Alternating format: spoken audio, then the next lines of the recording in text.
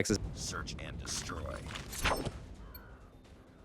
to come up with like a family resemblances definition, where if something has supernatural beliefs and rituals and maybe authoritative functionaries that we call priests or rabbis or whatever, then maybe we can call this thing a religion.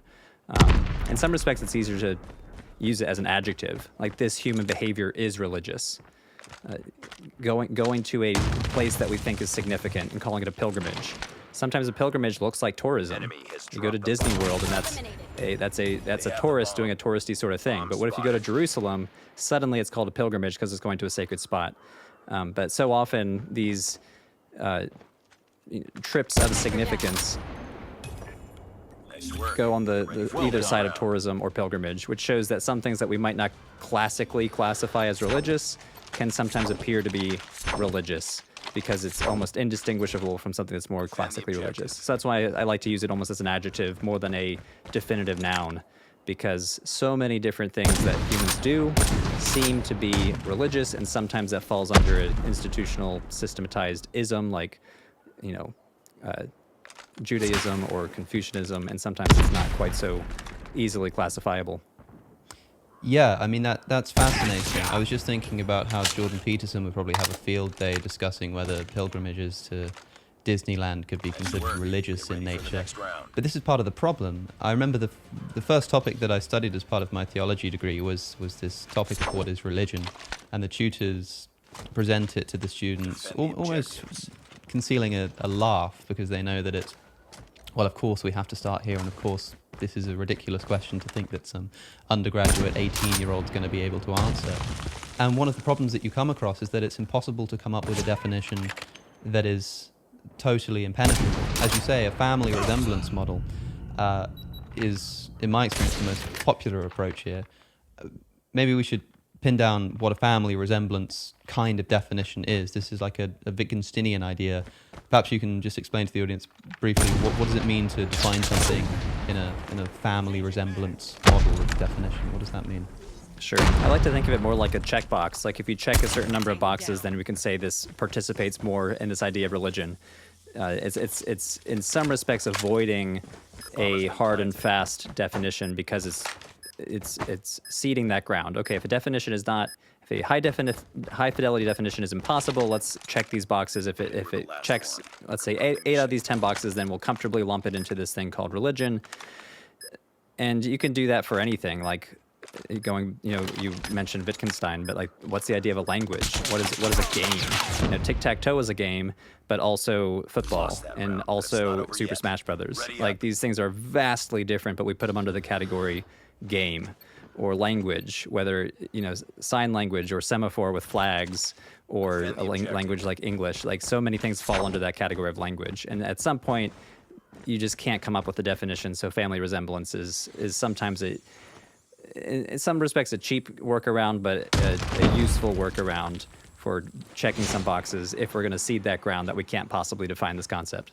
Yeah, so we end up with a situation of a list of characteristics or qualities where we say, as you say, maybe if you've got 8 out of 10 of these or something like that, we'll call you a religion. But it doesn't have to be any particular 8.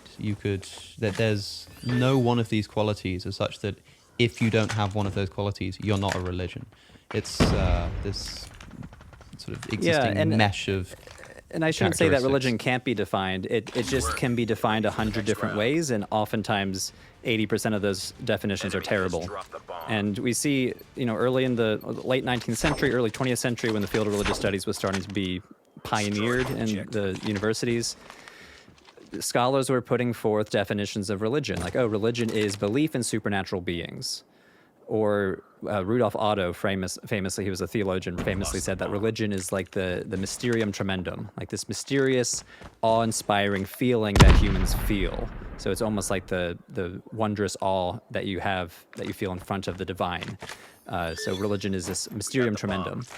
And I would say most religious studies scholars today are influenced by Emil Durkheim, who's a late 19th century, early 20th century sociologist who really focused on the communal aspects, that religion is something that communities come up with, that are reinforced by kind of the social construction kind of idea, that humans come up with these beliefs, behaviors, and identities to keep what he uses the term church. It's very Christian centric, but to keep a church cohesive as a cohesive, identifiable entity. So I'm myself very much influenced by that idea because I see society just through and through of every religion out there, religious beliefs and behaviors are always, they have a specifiable historical moment, specifiable social context that we can identify and study. How do you feel about, given that, as you say, religion might be best described as an adjective, people are religious in their behaviors and the way that they live their life. How do you feel about people co-opting the word religious to describe things that are not traditionally associated with belief in supernatural beings, this kind of thing? You'll often hear political movements be described as religious. Social justice is a new religion. Veganism is a kind of dogmatic religion. How do you feel about what people are trying to capture by describing these things as religious? Well done. I think in some respects it can be a very lazy intellectual move to make, and if it's done carefully, it can be very illuminating. So I've done the same thing in my own work and on my own YouTube channel, thinking about the concept of American civil religion. This is the idea that, Americans are religious about America and thinking of how the American flag is treated as a sacred object. And I think that's a very useful way. Using the word religion is useful because then you can highlight certain human behaviors that are done with respect to the flag. So, standing during the national anthem, putting your hand over your heart or saluting to this object, and sectarian debates that crop up if the human behavior is not done correctly toward that object. So the Colin Kaepernick debate, him kneeling during the national anthem is viewed by some as this blasphemous act. And I think using the word religious is very helpful there because we start to notice something, oh wow, this human behavior about this one object is very interesting. And it's comparable to, let's say, blasphemous or sacralizing attitudes toward a divine image, like an image of a god, like Zeus or something. I think it gets kind of lazy when you try to... So because religion is such a contested category, if you try to impose it on something as if it's a very cohesive, integrated system, I think it can fall apart pretty quickly. So I see people calling wokeism a religion. Basically saying left-wing politics or social justice movements being a new religion. It falls apart so quickly because religion is so much more than like an ideology or a political movement, because it also contains things like rituals and I see these pundits trying to come up with their own checklist. Oh, well, this sort of, going to the ballot box is a ritual. I'm like, well, not really. Like, it just doesn't seem to have the same sort of characteristics as, say, baptism or the Eucharist. So whenever you're doing comparative religion, you always need to have, A is like B with respect to C. And so many of the lazy applications of religion, blank as a religion, doesn't have the with respect to C aspect of it. So I would say, certain rituals toward the American flag are religious with respect to, sectarian disagreements, repeatability of it, because they repeat it every single time at a massive gathering, like a sporting event. And I don't see that sort of rigorous application in some instances. Yeah, so what people might want to say is that we have this list of characteristics, and sure, something like wokeism, it doesn't sufficiently tick the box of ritual. I mean, some people might come up with ideas, as you say, going to the ballot box or culturally engaging in protests or pride parades or whatever it may be. They might see a sort of ritualistic element of these kinds of things. But as you said, it doesn't need to tick all of the boxes, right? Because somebody might say that you have... this comes up a lot when I'm talking about veganism. It's quite difficult to have a discussion with somebody who's saying that veganism is a religion because of the fact that when asked to define what a religion is, well, it's got something to do with a cohesive moral theory that binds a community together, sometimes has belief in supernatural agents, but sometimes doesn't need that kind of thing. Has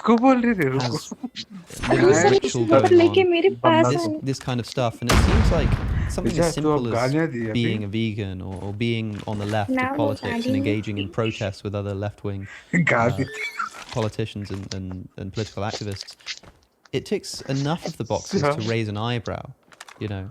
And so when you say that you think it's a bit lazy how some people will call wokeism a religion, do you think it's lazy because it's inappropriate to call it a religion? Or because it could be described as a religion, but the way that most people are doing so is a bit don't lazy? believe him. I think it is lazy insofar as they make religion a very cohesive, integrated category and not appreciate the fuzziness of the category. So if we can call Christianity a religion, it's because it has identifiable theologies and the Trinity, the virgin birth of Jesus. Jesus is fully God, fully human. Like there's these identifiable characteristics of the system. And Thank you. so I guess let's use American civil religion as an example again. I wouldn't say that there is a religion called American civil religion, because you start stretching the metaphor so much that it kind of breaks apart. So I would say rituals conducted before the American flag are religious, but not quite the same way that versus like the Constitution or the Declaration of Independence, where some people might use terms like sacred to refer to those texts, but those texts are not nearly as ritualized as, say, the New Testament in a Christian worship service. So no one's out there reciting the First Amendment and the Bill of Rights in the same way that Christians recite the Lord's Prayer every single Sunday. So there's no the ritualized aspect, it's just not there. So even though it can be sanctified, like, oh, this is a sacred text, you can even say it's God-inspired, but it's not the same as what the rituals that are done for the American flag, which are very, they are systematized, they're done very frequently, people know how to act, there's a, to use another sociological term, there's a habitus there, there's a habit that people have cultivated on how we should treat this flag, which is very different than how Americans treat the Declaration of Independence. So I think that's a very careful way to use the word religion, applying it to American political life. But it can be done very lazily. Oh, there's something called American religion. It's called American civil religion, and let me check all the boxes. The priests are American politicians. The saints are George Washington and the founding fathers, and the sacred texts are the American flag or the Constitution. And I just find that extremely lazy. And when I see it applied to things like wokeism, like the ritual is going to the ballot box, they're going to a protest. The priests are YouTube pundit A or B, and I'm just like, the term has no meaning. This term religion for you is just a rhetorical move to help your article stay more cohesive as you publish it. Yeah, it goes both ways as well, of course. Usually when somebody describes the political movement as religious, they're not complimenting it. But the same people who will call wokeism a religion may be the kind of people that you're describing as having this strange reverence towards the Constitution and the Founding Fathers. I mean, I have seen people recite the Second Amendment, the First Amendment tend to be favorites, and they quote the views of the Founding Fathers as if they're quoting hadiths of the Prophet Muhammad. It's quite funny in a way, because if one can be described as religious, then the other can too, but you're quite right that it may well be inappropriate to refer to either of them as religious. Also, of course, when it comes to something like Christian nationalism, so much of that has been tied up with Christianity, in that, yes, there's a reverence for the flag and there's the pledge of allegiance. The pledge of allegiance references God. It's quite strange to say that Christian nationalism is this religion, when part of Christian nationalism, oftentimes most of the time, involves allegiance to another religion, which is Christianity. And so you'd have this very strange situation in which you have a religious idea of nationalism that is somehow parasitic on a different, separate religious idea of Christianity, which maybe doesn't make all that much sense. Yeah, and I think that's another category error that people make, is placing religion in its own arena of culture. So you have politics over there, you might have like gender roles over there, and then you have religion as its own corner of culture. But अगर religion bro is in अगर तू every MVP है single तो तेरे aspect को of he culture. जिताना पड़ेगा Whether हम it's जिताए तो तेरे finance, MVP there's all चली these जाती laws है about not imposing interest on loans, whether it's in the Hebrew Bible That's or not in fair. Islamic tradition. So there's, religion's in finance. It's in how you dress. It's in who you यार hang out अपने with, who you दोस्त के marry. लिए तो जीता ही Food दोगे laws, ना। what you're allowed to eat, Sniper at long and then all the way to political structure. Like how should you structure your political your government? So to relegate religion to its own separate नहीं होने वाला corner, I think shit is a sniper category error. So when I think of Christian nationalism, I think that is just हम part and देख रहा parcel हूँ of bro Christianity writ large. It's just वो a certain Sneha expression of नहीं है Christianity in a very रेतली specifiable moment of time, which is 21st century Charlie. American ऊपर ऊपर ऊपर politics. ऊपर ऊपर स्नेहा पीछे ऊपर And that term might, Christian nationalism might look different 50 years ago or 100 years ago, and it might look different 100 years from now. bro Is religious really belief declining? वो मेरे को बेट करने देख के वो मर गया bro असल इतनी गाड़ी इसमें Globally, I don't think so, because there are huge upswings in areas where, so for example, China, famously you have the Cultural Revolution in the 20th century under Mao Zedong, kind of आराम से legal ना पता suppressed religious expressions, whether it's Taoism or Confucianism or Buddhism, and all three of those are making a huge comeback in the 21st century, and then Christianity in particular as well, making a big comeback in China. And China's population is so gigantic that even a few percentage points moving in China globally shifts religiosity figures higher. I would say it's declining, though, in Western Europe and the United States, if we define it in certain ways, which is affiliation and engaging in public and private rituals. So I usually think of religiosity as difficult to define as religion. So the way I try to define religiosity is to come up with a few metrics. So you can measure religious affiliation, who is actually identifying I am Christian, I am Muslim, I am Jewish. Public and private ritual.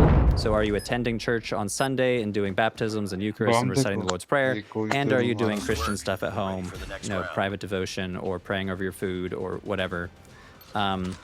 You can also measure the intensity of religiosity. So how strongly do you hold to those beliefs, and how extreme are your beliefs? So I think if you look at several dimensions of religiosity, you can come to a certain understanding of how religious a certain population is. And if you look at, the Nordic countries are famously secularizing. And when you look at these dimensions, I recently did a study on Iceland. It's a secularizing country. Like private and public ritual is going down, religious affiliation is going down, religious intensity is going down. Even though Christianity remains very influential in the culture still. People are still baptizing their kids into the Lutheran Church, even though they themselves might not attend church ever or very seldomly on Sundays. Do you think that might have something to do with the recognition of the importance of religion as a social structure? I mean,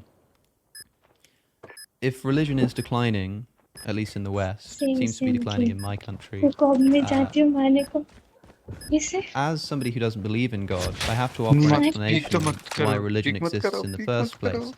And it only makes sense to say that it must serve some kind of mimetic purpose. It must have some social function, which makes me a little bit pessimistic about it. It's a bit like G.K. Chesterton's fence. There's this fence that we see set up in the field, and we go and look at it, and we can't see any reason for it being there. And famously, the conservative is the person who says, well, I know we can't see why it's there, but it exists. It must exist for some reason. So we should keep it up until we're sure about this. Whereas the liberal is the person who says, well, I can't see any reason for this fence to be here, so we should knock it down. And religion may be something like this fence. It may be that it serves some important purpose, that as it was being built throughout the history of our species, evolutionarily speaking, that purpose was being served by religion. Now we look upon this fence, and we can't quite see what it is that it does. Well, it provides community and a sense of morality, and we think, well, we can surely get that elsewhere. We can invent our own meaning, and we can invent atheist churches or humanist associations. So I don't know if we need this fence. And so we knock it down. But I think if it were that easy, then we wouldn't have built that fence in the first place. We would have just invented our own meaning. We would have just created humanist societies from the start. So, given that religion must serve some purpose, otherwise I don't think it would exist so ubiquitously across the globe, I'm a little bit तू बोली थी pessimistic कि about तेरे पास this decline in वो है religion. Do you have any views Well about done. the trip effect mine that a trip decline in नहीं होता religion बोल के might have लेकिन on a नहीं है society, and whether that could be a good thing or a bad thing, or if there are any kind of याद है historical आपको आज सुबह क्या हुआ examples that we can use to क्या? inform our views on this matter? Coastal में हम दोनों ट्रिप माइन के Yeah, साथ that's a मर really गए good तो question. अच्छा, I mean, I can't tell the future, so I don't know, you know, मैंने in a नहीं country देखा था like वो Sweden or trip mine. Norway where हाँ institutional देखा religion था। has declined, और like are these मुझे countries क्या in for पता a, मेरे साथ a सारे rough वो next century? अब I ब्रो would agree तू with you मेरे that our पीछे से species सामने जा रही developed थी these मैं behaviors उधर ही for a reason. I mean, this we can अरे talk आके about trip religion mine as का an टच करके evolutionary चली adaptation here, which it's outside of my wheelhouse, so a lot of this is relying on the reading I've done on these from these scholars, but a lot of scholars argue that religion ये is an जीतना है evolutionary हम दोनों adaptation, ने that सिर्फ our species evolved to do religion छुट्टी because it हो was जाए बस beneficial to our जीतना है। Bro species. Bro It's not like a हमारा value judgment to say that religion is therefore good. Bro पहले हेल्थ You know, बढ़ो health religious studies बढ़ो scholars, at least I, as a religious studies scholar, try very hard bro not health to make value बढ़ाओ judgments like that. But it must have been useful in you know, the Pleistocene era. And one of those use cases, you've kind of hinted at it already, was social solidarity. You know, helping to bond a community together. This is the theory of, you know, ये चालू groups होगा competing against other चालू आपके ना groups. So a group with a more effective religious system, so more effective religious beliefs and practices, could help outcompete a group with a less effective belief ritual combo. And I find that pretty convincing that we developed this thing and it was passed on because it helped certain groups succeed. But I mean, so much of what we are today, you know, we're in many respects those same Pleistocene creatures trying to make it in this weird 21st century world. And some of these social, you know, it's not just social contracts. I say religion's a biosocial construction because so much of it is biological. So we can think of like the institution of monogamy. You know, monogamy is still around and humans are still doing it, but even that institution is declining in certain countries as well. And is that a good thing or a bad thing? You know, I don't know yet, but our species developed monogamy over the course of centuries and it became kind of the thing to do. So I think I'd put it on the same level as that it served a purpose in deep antiquity, and whether or not humanity can thrive with or without it today, it's hard to tell. I have a fear that what's happening, and we can talk about the atheist responses to the decline of religion in terms of inventing meaning. You've done a video on the rise of atheist churches, which many people would see as a contradiction in terms. I think that what might be happening here, this is a hypothesis, is that if we imagine this fence, and let's say that the reason this fence is built is because there are rats that are getting onto our farm and they're eating our food, but we don't know that these rats exist. You know, this fence was built thousands of years ago and it was originally built to keep out these rats, but now we've forgotten about the rats. We don't even know that rats exist. All we know is that our food is fine. And we see this fence, we don't know why it should exist, so we knock down the fence. And the next thing you know, our food starts going missing. And we think, gosh, ever since we knocked down that fence, people have started stealing our food. And then somebody goes, well, you know what? I think it's because when the fence was up, it was a very good-looking fence, and it gave people a sense of aesthetic appreciation and a sort of sense of sublime, which distracted them from their carnal desires to steal and eat food. So without this aesthetic beauty, people are more likely to give in to their animalistic drives. Someone says that's an interesting theory, but surely we don't need the fence for aesthetic, you know, appreciation. But whatever, let's rebuild something a bit like the fence that just looks really pretty. And so they rebuild this fence, and they see that actually the food starts sort of not going missing again. It's like, oh, well, maybe that was right then. I mean, we sort of rebuilt this fence that was a bit like the old one that looks really pretty, and, you know, it's doing the trick. It's doing the job. But we've missed what it was actually there for in the first place, and if the fence is built primarily to be good-looking and aesthetic, it's probably not going to be that great at keeping the rats out, and the rats will still eventually find their way in. And so with religion, if it exists for some important reason that couldn't be facilitated by human inventions of creation of own meaning and Get down, sniper! hypothetical imperatives and this kind of thing and maximizing pleasure. Then we build this fence of religion, and now we're knocking it down and saying, well, actually, I mean, the decline of religion might have some bad effects because it does seem to give a lot to our society, but we can build something just a bit like it. We can create our own moral theories. We can create our own systems of community and government and this kind of thing, and we try them out, and at least in the short term, look, they seem to work. A lot of atheists are perfectly happy going along to humanist meetings and finding solidarity with their other human beings. But I have a suspicion that this might be something like setting up this good-looking fence that isn't actually that good at keeping the rats out, and we'll realize that religion actually existed for a very important reason. This, I think, would tie in quite well, in fact, to the view that a lot of modern political obsessions are religious in nature, because the theory often goes that they've come to replace religion, and it's this kind of unknowing, subconscious approach that because this fence that we've constructed isn't very good at keeping the rats out, people are plugging up the holes with wokeism or social justice or with, Christian nationalism or whatever it may be. That's sort of one rather pessimistic view of the decline of religion. I don't know what you think about that. Yeah, you mentioned atheist churches, and I think that's a great example we can start with. So I visited a so-called atheist church, I guess we can call it an atheist gathering, in Houston a few years ago. It's called Houston Oasis. I'm not sure if they're still functioning, but at the time they were a thriving community. And they would meet on Sundays. They would sing songs together. The songs would be anything. It's not Christian hymns. They would have like a moral talk. We could call it a sermon, maybe. So it takes elements from Protestant Christianity in Houston, Texas, 2022, but applies it in a very different context. And so if we think of religion as human behavior, as things humans do, humans like gathering. They like gathering on a specifiable day each and every week. They like singing together. It's something we've been doing time immemorial. So I see this as a very natural outgrowth, as trying to replace something that people enjoy, which many Christians that I know enjoy going to church. It is a kind of a tent pole to their week. So that's one evolution that we see here in the 21st century. I kind of share your skepticism on whether that's going to keep the rats out, as it were, to use your Chesterton metaphor.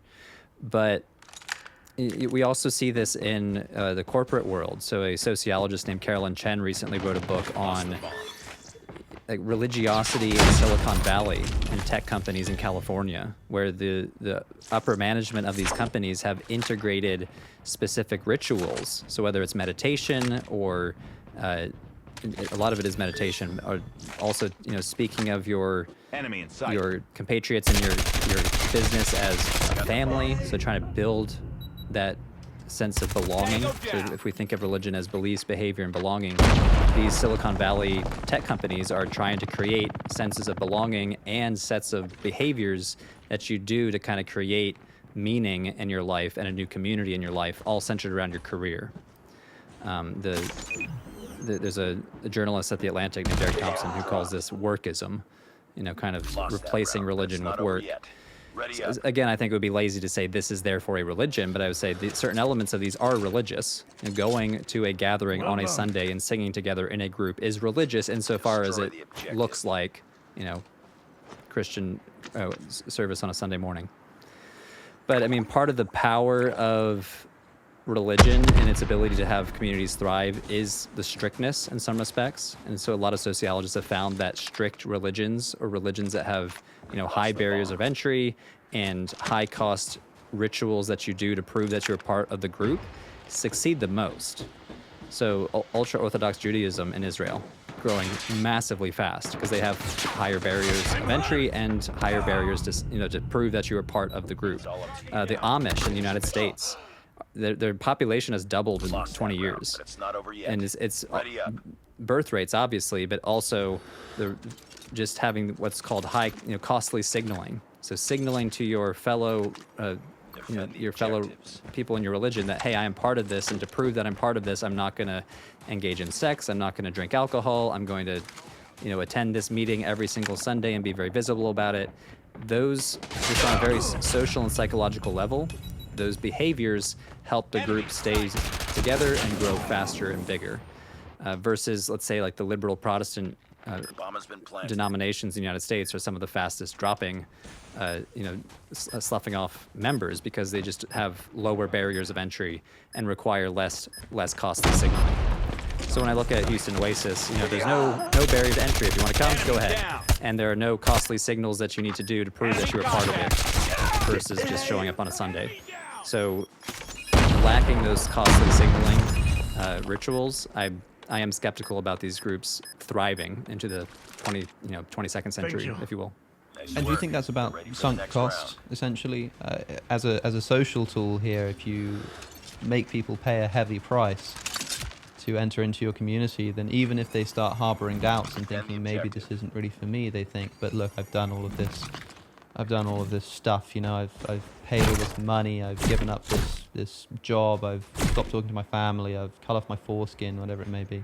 They think, well, it kind of puts them off the idea of leaving the faith or the community. Is that what you think is going on there?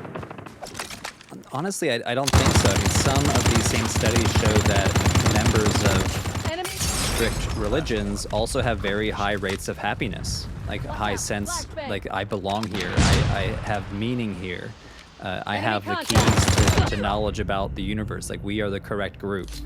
And part of it is, you can gain a certain level of social standing and social clout in a small, strict community. If you're a deacon in a very strict fundamentalist Christian church, like, on a grand scale of a hierarchical power, you hold barely any power. But if you're one of the 4 deacons in this small church of 30, that's a high level of social clout, which then helps your own sense of social well-being. This is not to diminish obvious religious trauma that happens in many of these religions. So that's obviously a factor as well. But studies have shown a high level of self-satisfaction when you're in a group that is kind of giving you these signals like, hey, you belong here, you have social currency in this group.